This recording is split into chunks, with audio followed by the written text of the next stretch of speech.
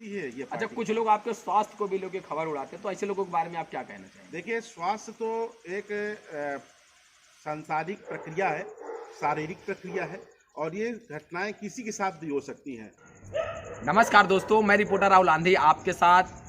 अभी लगातार आगामी उत्तर प्रदेश में नगर पंचायत, नगर निगम और नगर पालिका के चुनाव होने हैं। हालांकि जहां पे हम बात कर रहे हैं बिंदकी नगर पालिका की, तो यहाँ नगर पालिका का चुनाव होगा और उसके अध्यक्ष पद के लिए तमाम दावेदार आ चुके हैं। एक सवर्ण कैंडिडेट है हमारे साथ जो आगे चल के मांगेंगे, टिकट मांगेंगे, अगर मिलता है तो आगे चुनाव लड़ेंगे या निर्दलीय लड़ेंगे, इस बात में हम बात करेंगे शांतिलाल तिवारी से। तिवारी जी, आपका स्वागत है हमारे चैनल पर। लेकिन आप हमें ये बताइए कि आगे अगर नगर पालिका का चुनाव है ना, अभी तक मामला ये नहीं तय हुआ है कि एससी आएगा कि ओबीसी आएगा कि सवर्ण आएगा, लेकिन आप सवर्ण सीट में ही दावेदारी करेंगे, तो किन मुद्दों के साथ आप जनता के बीच में आएंगे और क्या मुद्दे होंगे आपके पास कि आपको जनता मत करे? जी, सर्वप्रथम आप सभी लोगों को चैनल के माध्यम से नमस्कार।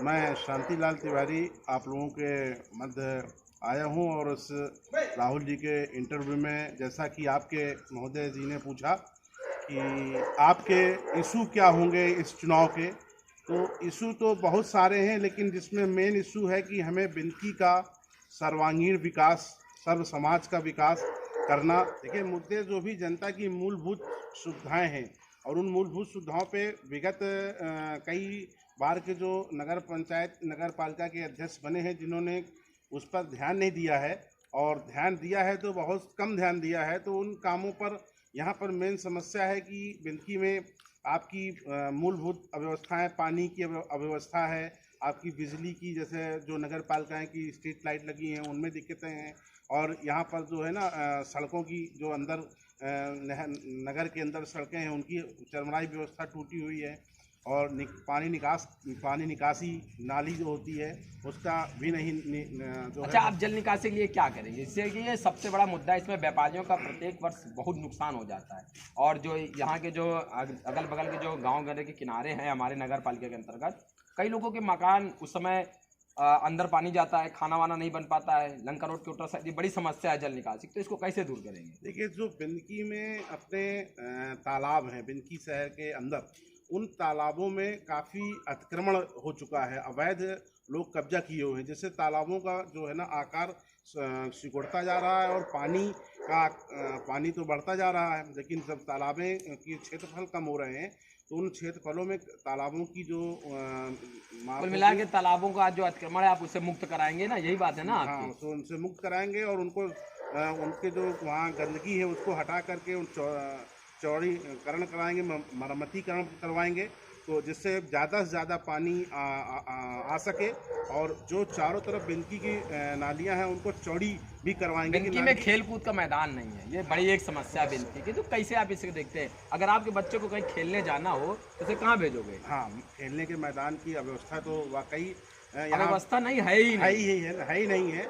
उस बारे में जो नगर पालिका के क्षेत्र के अंतर्गत जो भी ऐसे किस मैदानों को या जगहों को चिन्हित किया जाएगा जहाँ पर हम ऐसी व्यवस्था कर सकते हैं, तो उसके लिए समुचित नगर पालिका शासन से जो है अनुमति लेकर के इस मैदान के बारे में बिल्कुल विचार करेगा।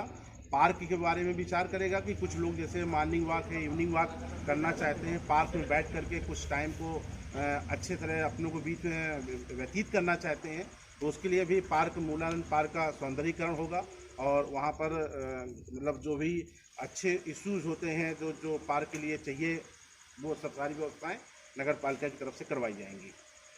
और साथ में जो हमारे बाज़ार है जहाँ पे हमारी सब्जी मंडी लगती है, तो इसका भी सौंदर्यीकरण होना बहुत ही अनिवार्य है, क्योंकि हमारी बिंदकी के जो भी बड़े बड़े कार्यक्रम हैं, रामलीला है, दशहरा का अवसर पे होता है, तमाम प्रदर्शनी आती हैं, तो उस रामलीला के मैदान को भी बहुत ही नगर पालिका अपनी तरफ से बहुत ज़्यादा ही उस पर ध्यान देगा, और वो मेरे मेन मिशनों में से एक है कि बिंदकी का जो वहाँ पर अवैध अतिक्रमण है उसको हटाया जाए, अवैध कब्जा है उसको हटाया जाए, और जितना मैदान बड़ा से बड़ा मैदान हो सके उनका सौंदर्यीकरण करा करके आम जनमानस के लिए खोला जाए।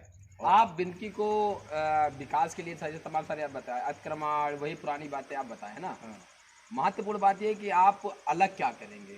जितने भी लोग आते हैं सब लोग यही बातें करते हैं, काम जमीन पे उतना उतर नहीं पाता है, लेकिन आप अलग क्या देखते हैं, कैसे आप देखते हैं? क्योंकि आप तमाम चीज़ें इधर उधर देखे हैं, घूमे हैं, तो अलग क्या लगता है आपको कि बिंदकी में कुछ ऐसा हो जो और भी जो जनपद की और नगर पंचायत या नगर पालिका है उनसे अलग कैसे करेंगे? हम अलग करने के लिए सर्वप्रथम तो देखिए, मैं ना किसी बात की घोषणा कर रहा हूँ, ना वादा कर रहा हूँ। मैं संकल्प ले रहा हूँ, जो मेरी प्लान है, योजना है, जिनके थ्रू कुछ बताइए तो नहीं, जनता को कैसे पता चलेगा कि आप क्या कर सकते नहीं, संकल्प करने के लिए अब बताया तो मैंने कि संकल्प तो यही इश्यूज हैं जो आपसे बता रहा हूँ। यहाँ खेल का मैदान जैसे इश्यूज आया, यहाँ पे अवैध कब्जे आए, यहाँ पे बिंदकी में बस स्टाफ का कितना बुरा हाल है कि यहाँ पे हमारे नगर पालिका, हमारे बिंदकी नगर में एक भी बस जो है बस स्टॉप में नहीं रुकती है, उस बस स्टॉप को भी देखना है।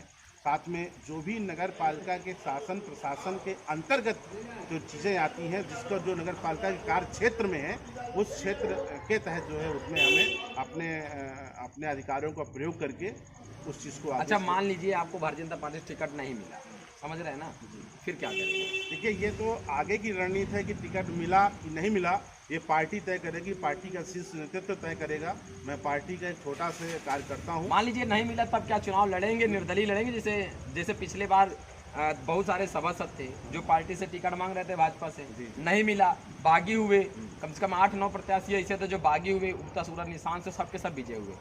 ऐसा भी मन में कुछ आता है? नहीं जी, नहीं। मैं भारतीय जनता पार्टी का जो है कार्यकर्ता हूँ, और भारतीय जनता पार्टी द्वारा अगर मुझे सेवा का अवसर मिलेगा तो मैं भारतीय जनता पार्टी के सिंबल से ही चुनाव लड़ूंगा। मेरा निर्दलीय लड़ने का कहीं दूर दूर तक इरादा नहीं है। मान लीजिए आपके समर्थकों ने ज़्यादा दम भर दिया कि नहीं लड़ना है, तब तो समर्थकों को बताऊंगा, उनको समर्थकों के निराशा नहीं होनी की होगी, क्योंकि मतलब आप लड़ सकते हैं। हाँ, क्योंकि मैं लड़ इसलिए सकता हूँ कि लड़ने का मतलब चुनाव टिकट से ही लड़ूंगा, क्योंकि इस बार भारतीय जनता पार्टी ने अपने इरादे कुछ दिखा दिए हैं कि इस बार परिवर्तन यहाँ पर होगा, और उस परिवर्तन में मैं कई मानकों पर खरा उतरूंगा। और बाकी शेष फैसला पार्टी को करना है कि पार्टी किसको टिकट देती है। ये अच्छा, कुछ लोग आपके स्वास्थ्य को भी लोग खबर उड़ाते हैं, तो ऐसे लोगों के बारे में आप क्या कहना चाहेंगे? देखिए, स्वास्थ्य तो एक सांसारिक प्रक्रिया है, शारीरिक प्रक्रिया है, और ये घटनाएं किसी के साथ भी हो सकती हैं।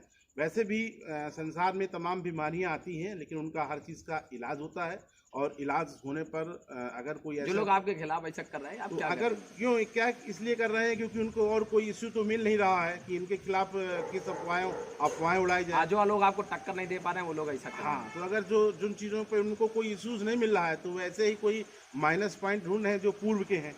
पूर्व में तो तमाम तरह के हर लोगों को अपनी अपनी शारीरिक परेशानियां, बीमारियां होती रहती हैं, और समय समय पर वो ठीक हो जाती हैं।